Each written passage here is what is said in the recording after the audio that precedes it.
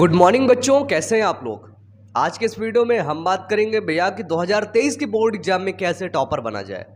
बहुत ढेर सारे बच्चे सोचते हैं क्या रूल होता है, क्या फंक्शन होता है, क्या फंडा होता है, कैसे हम पढ़ाई करें, और सबसे बड़ी चीज़ आती है डीमोटिवेशन से कैसे बचे, ओवर थिंकिंग से कैसे बचे। ठीक है, देखो बात आती है जब पढ़ने की, तो हम लोग स्टडी तो बहुत अच्छे तरीके से करते हैं, लेकिन फिर हमारे पास डिस्ट्रैक्शन आता है।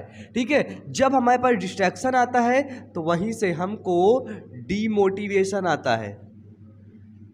समझ पा रहे हो ना। तो यहाँ पे आज मैं दोनों चीज़ के बारे में बताऊंगा कि स्टडी आपको किस प्रकार से करनी है और डीमोटिवेशन से यानी कि आपको डिस्ट्रैक्शन से किस प्रकार से बचना है। ठीक है, यानी कि ये वीडियो आप लोगों के लिए बहुत ही ज़्यादा इंटरेस्टिंग और यूजफुल होने वाला है। सबसे पहले बता दें आपको बनना है टॉपर। टॉपर बनने के लिए क्या करना होगा बताओ। बच्चे बोलते हैं सर मेरे को याद नहीं होता है, अब मेरे को वो चीज़ याद नहीं होगी तो मैं टॉपर नहीं बन पाऊंगा। ठीक है, चलो ठीक है, मैंने कहा नहीं याद होता, ठीक है कोई बात नहीं। और बताओ, तुमने बोला बस यही दिक्कत थी, मैंने बोला अच्छा ठीक है, ये बताओ तुम्हारे गांव में कितनी बाइक हैं। आपने बोला भैया बाइक तो बहुत ढेर सारी होंगी, उनका नंबर क्या है। अरे भैया ये क्या पूछ रहे हो मेरे से, उनका नंबर मेरे को कैसे पता होगा। तुम्हारी कौन सी बाइक है, हाँ ये है, नंबर क्या है, ये है। तुमको अपनी बाइक का नंबर याद है लेकिन गांव की सारी बाइकों का नंबर नहीं याद है। क्यों?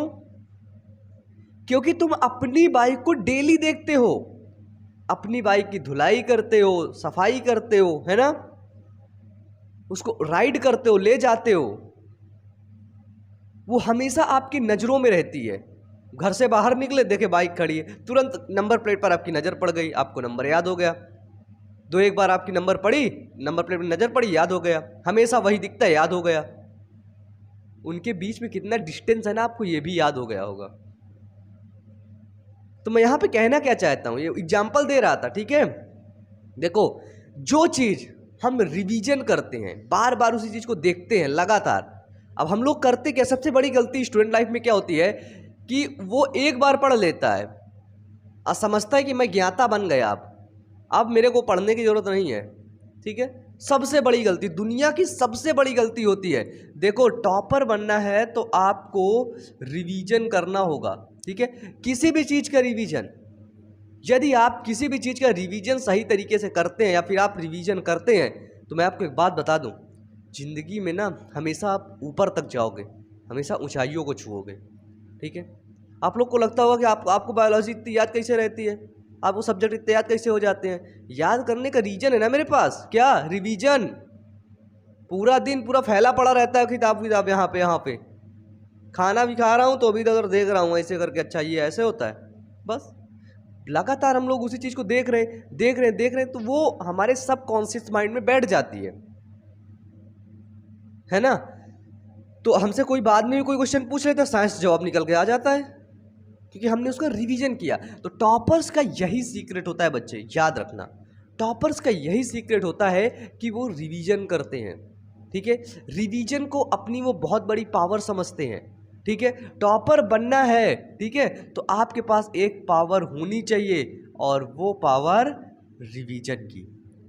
आप जो भी चीज़ें पढ़ रहे हैं, बुक से पढ़ रहे हैं या कहीं से भी पढ़ रहे हैं, जब आप अपनी नोट्स बनाते हैं तो आप लोग मुझसे बताइए, आप लोग नोट्स का रिवीजन कितनी बार करते हैं। बिल्कुल ना के बराबर, है ना। तो क्या टीचर आपके दिमाग में घुसा देगा? इतने अच्छे टीचर तो नहीं है उधर जहाँ से भी आप बिलोंग करते हैं कि सारा चीज़ आपको याद करा दे। तो फिर क्या करना पड़ेगा, नोट्स का आपको रिवीजन करना पड़ेगा। ठीक है, जब आप रिवीजन यदि नहीं करोगे तो क्या होगा, वो चीज़ें आपको भूलने लगेंगी, और जब चीज़ें आपको भूलने लगेंगी तो आप टॉपर नहीं बन पाएंगे। याद रखना, एग्जाम टाइम में आपको करना क्या है, सबसे पहले अधिकतर बच्चे को मैंने देखा, जब मैं वेबिनार पे जाता हूँ या बच्चों से मिलने कहीं पे जाता हूँ तो वहाँ पे बच्चे यही बताते हैं। उनसे कभी कभी बड़ा प्यारा सा क्वेश्चन पूछ लेता हूँ, बेटा सिलेबस बता दे अपना। उसका मुंह ऐसे फैल जाता है, भैया सिलेबस, हाँ हाँ हिंदी है, ये है वो है, हिंदी के चैप्टर बता दे, हाँ इतने चैप्टर हो गए, बस खत्म। तो सबसे पहले एग्जाम देने से पहले आपको अपना सिलेबस पूरा रटा होना चाहिए। ठीक है, कितना सिलेबस है, ठीक है, आप 10th में हैं, आप 12th में हैं, आप 11th में हैं, तो आपको जो सिलेबस है ना वो बिल्कुल रटा होना चाहिए, बिल्कुल दिमाग में होना चाहिए कि इतने सिलेबस, इतने चैप्टर हैं हमारे पास, ठीक है। और ये चीज़ होना चाहिए कि इतने चैप्टर में जितना भी सिलेबस है, जैसे इतने चैप्टर हैं, इतने चैप्टर में कितने चैप्टर हमारे फिनिश हुए हैं, ठीक है, कितने चैप्टर हमने पढ़ लिया है। मैं अपनी स्ट्रेटजी बताऊं, जब मैं एग्ज़ाम दे रहा था तो उस समय मैं अपनी बुक में ना वो टिक मार देता था। एक टिक का मतलब एक बार रिवीजन हो गया, दूसरा टिक का मतलब 2 बार रिवीजन होगा, इस तरह करके कुछ 5-5 6-6 बार टिक उसमें लगे थे। जब बाद में मैं 12th पास आउट होने के बाद देखा तो उसमें 5-5 6-6 बार टिक लगे थे उसमें लगातार। मैं गिना 1 2 3, बाद में मेरे को याद आया यार ये ट्रिक तो अपनी ही है, 5-6 बार याद कर रिवीजन कर डाले थे इसका, है ना। तो ऐसे करना है आपको, जितने भी चैप्टर है उनको फिनिश करना है। और आपको बता दें कि एक चैप्टर ना आपको नंबर नहीं दिलवाएगा, ठीक है। इसलिए आपको क्या करना है, ऑल चैप्टर्स यानी कि ऑल सिलेबस को पढ़ना है, ठीक है। ऑल सिलेबस को स्टडी करना है, ठीक है। ऑल सिलेबस का स्टडी करने के साथ ही आपको रिवीजन करना है। और यदि अभी आप लोग हाल ही में वीडियोस देख रहे हैं, बोर्ड एग्जाम बहुत दिन में है, तो अपना सिलेबस उठा डालो यार, बहुत ढेर सारी फैकल्टी पढ़ डालो, पढ़ के ख़त्म कर डालो, बिल्कुल चीड़ दो, ठीक है।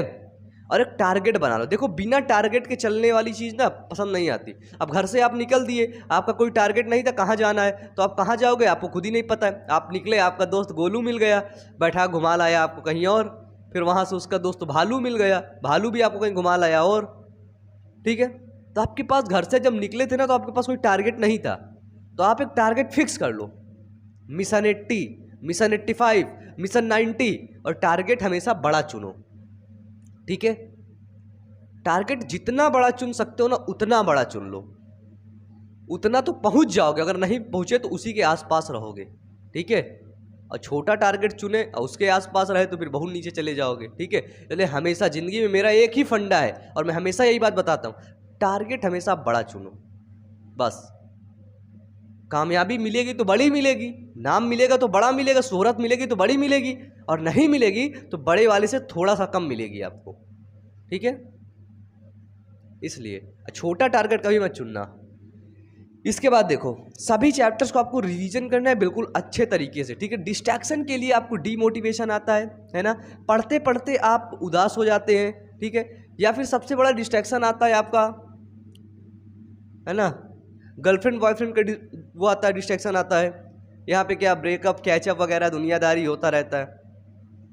तो इसके लिए क्या है, इसके लिए आप लोग क्या करोगे, देखो एग्जाम के समय 1 साल अपने कैरियर पे दे दो, ठीक है। मैं नहीं कहता इसे ना करो, करो, लेकिन 1 साल अपने कैरियर पे दे दो। 1 साल कहाँ बचे, 5 से 6 महीने, 6 महीने अपने कैरियर को दे दो। इसके बाद देखना ना जिंदगी रंगीन हो जाएगी तुम्हारी, ठीक है। फिर ऐसी गर्लफ्रेंड या बॉयफ्रेंड तो मैं टहलते रहेंगे इधर उधर। इसलिए सबसे ज़रूरी ना अपना कैरियर होता है और कुछ भी नहीं। तुम्हें लगता होगा और कुछ भी ज़रूरी है, नहीं, बिल्कुल भी नहीं ज़रूरी है।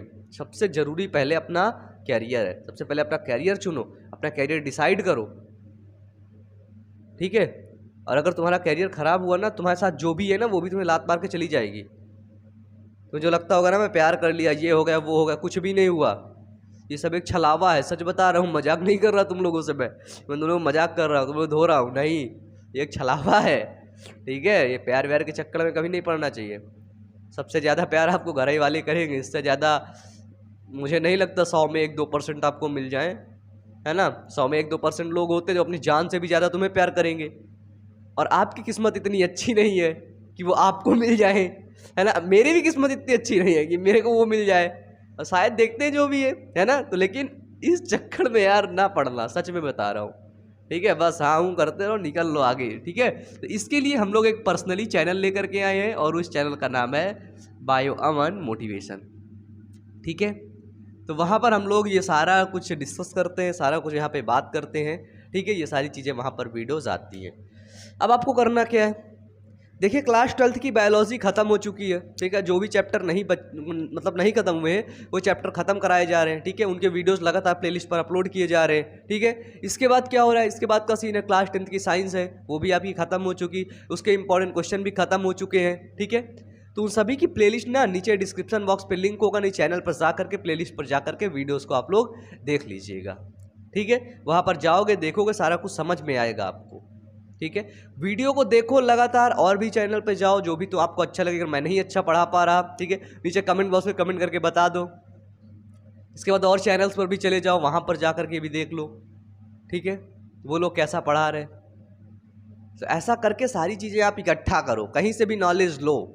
ठीक है, यदि आपके पास नॉलेज होगा तो आप आगे जाओगे, नॉलेज नहीं होगा तो आप बिल्कुल भी आगे नहीं जा पाएंगे। ठीक है, चलिए फाइनली आज का वीडियो अपन लोग यहीं पे खत्म करते हैं। तो मिलते हैं नेक्स्ट वीडियो में, तब तक के लिए wish you all the best. Thank you, बहुत बहुत बहुत थैंक यू।